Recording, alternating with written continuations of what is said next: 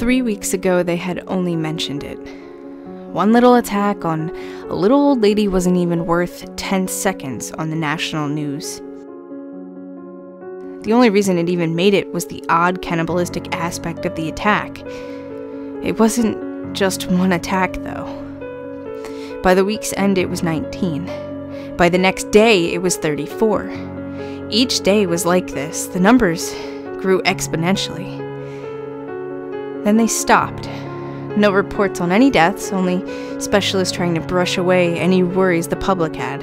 They used large words and spoke confidently, and most people believed them. The numbers had to have been climbing, but nobody seemed to worry. The everyday news, nearly every talk show ended with a few minutes of a PhD talking about this or that. Mass hysteria, they said. Satanic cults, they said. Even I fell into a catatonic trance from the false security. Everything was fine. If it wasn't, wouldn't the government be doing something? It wasn't until I saw one at school that I found out how big a problem it had become. Its skin. It tinted sickly green, like a seafoam green Crayola marker, missing chunks or strips. I could see muscle. Congealed, almost jelly-like blood ran a thick trail down its arm, and the dried variant splattered its tattered shirt. It was out in the yard, moving at a slow, shambling rate.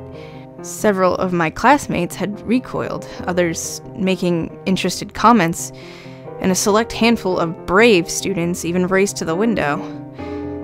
Something primal in the back of my mind clicked on. Maybe it was fear. I couldn't tell you. All I knew was that it said to run. And I wasn't about to disagree with it.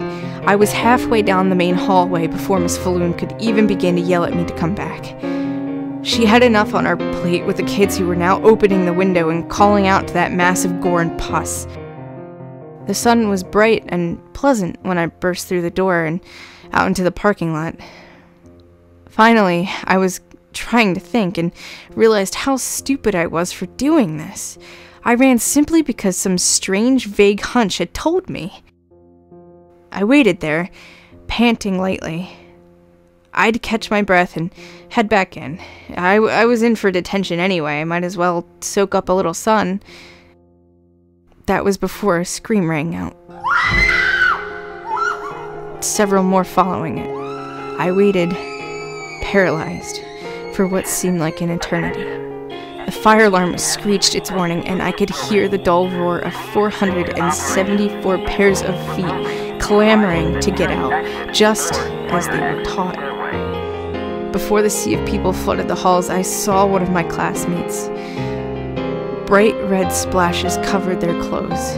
A few more shambled clumsily to join the first. The fear began again, this time renewed, pure and urging. I bolted.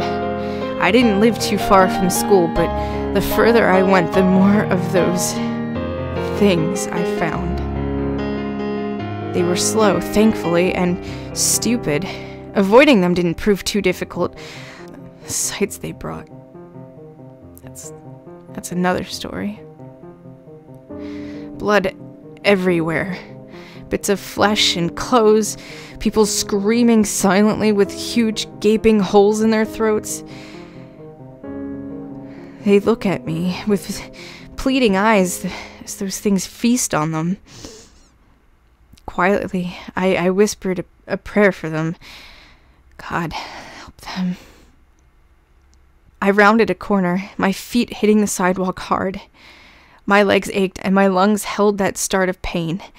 I stopped only a moment, but even that was too short. It had already caught my eye. One of those things. It was a monster, really. Had my mother in its arms.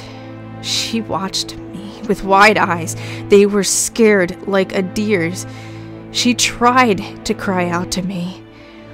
I lunged forward. I clawed at the thing. I pulled and I tore at it like a wild animal.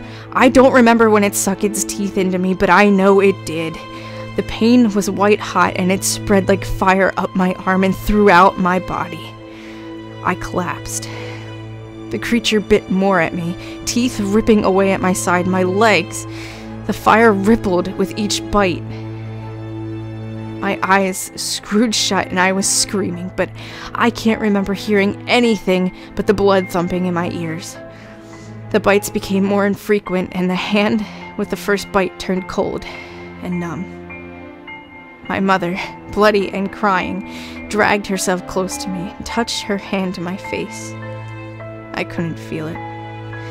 The cold had spread. Soft gurgling noises like listening to a drowned person faded from my ears. Everything went icy and dark.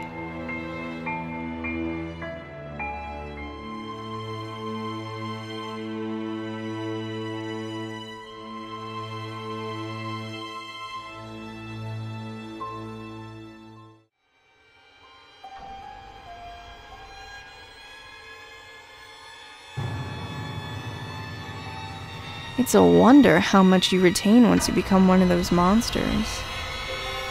You wouldn't believe it.